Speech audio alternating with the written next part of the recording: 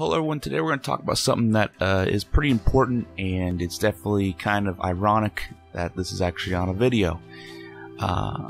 Technology and the use of it, and how much you should be using it, is something that as I was younger I thought was kind of BS, but as I get older and realize the effects of continuous technology use, it weighs on me. It's something that I want to share with people that may still think that it's it's baloney or it's BS, that it doesn't actually affect you at all. Simple reality is, unless you have a stand-up desk and you have all ergonomic keyboards and you can get away from the computer every 20 minutes and look away and spend 5 minutes doing something else, it's not good for you. I've even had jobs where I sat for 8 hours, 10 hours doing work on a computer, only to come home to either try to create content or play a video game or go on Facebook, and spending 14 hours in front of a screen sitting down. That's not good for you. Many different effects in terms of physicality. It's the point now where some people have problems with their joints. Their hips aren't as good as they used to be. Their knees are kind of weak simply because they're not activating those muscles. They're most of the time sitting down. It might be fine for some individuals, and maybe some people aren't capable of walking, and for them, it's not their problem anyways. But even to the hands, you start getting aches in your hands. They start getting, you can't use your fingers as well enough. You have to, lose ability to touch in your fingers. I can't feel, if I play with an Xbox controller for too long or a PS controller for too long, I cannot feel my pinky and ring finger. And it's because over the last maybe couple decades of my life, I've played a lot of hours of games and a lot of hours on the computer, and part of it is just you're not activating all of the muscles in your hands because you're doing the same couple functions, and eventually they just get weaker and weaker. And I'm going to tell you this right away: when you start getting past 23, 24, and you start getting into where you get what's called old, air quotes, you're gonna need to be out there doing more activities. And the second thing is, for most people, they don't play in a very social aspect, and that's probably where it hurts you the most.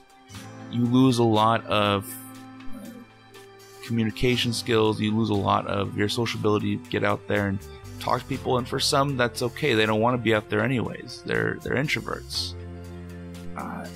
To me, that's not that good of an excuse. I was rather an introvert when I was younger. I was very weird. Still am weird, but I've learned to kind of make it my own.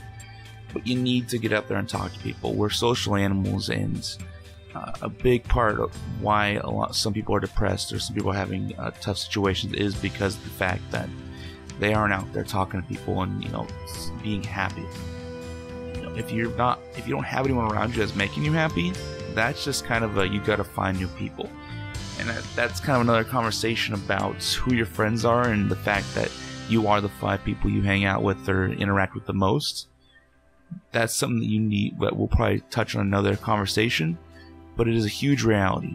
Don't sit in a dark room, and make your only interaction with people a Facebook comment. That's not real. Don't play an online game and get on Discord. Yeah, that's great. You're interacting with someone, but that's like that physical connection, being somewhere with someone, that's huge. It's not just enough to talk to someone on Discord a couple times. Yes, you can make friends that way, that's awesome, but the real human interactions, going out, whether it's hiking, whether it's going out to even play pool at some billiard shop, or trying to go to old arcade, or trying to see a movie, any of those things where you meet people in real life, go out there, try to make some fun happen, that's where it really is. And I want to stress it a lot. Try to limit your amount of time on the computer, on the phone, whatever you have to do, whether it's getting a smartwatch so you can just look at your notifications, whether it's making sure that you have a set amount of time that your modem works at night, so after 8 or 9 o'clock you can start doing something else. There's a lot of different things, a lot of different tools. I've definitely used a couple myself. The main ones is I did get the smartwatch That way my phone doesn't leave my pocket as many times during the day. I try to recently I actually changed jobs a little bit to make one of my parts of one of my jobs of the two to be actively moving and getting out there and talking to people, versus a lot of it was just on the computers. And yes, I was interacting with people on the phone, but it's not anything near the same as actually getting out there and talking to people. So if you want ideas more about, what your life particularly looks like, and you want to see different ways how to limit your technology use, or you want to talk about ergonomics, anything, that, let me know. I'd love to help. I'd love to point you in some directions that help me. Once again, it's all the things. Just trying to help you guys, gals out there, have a better go of it, and to realize what the best you can be. Talk to you guys later.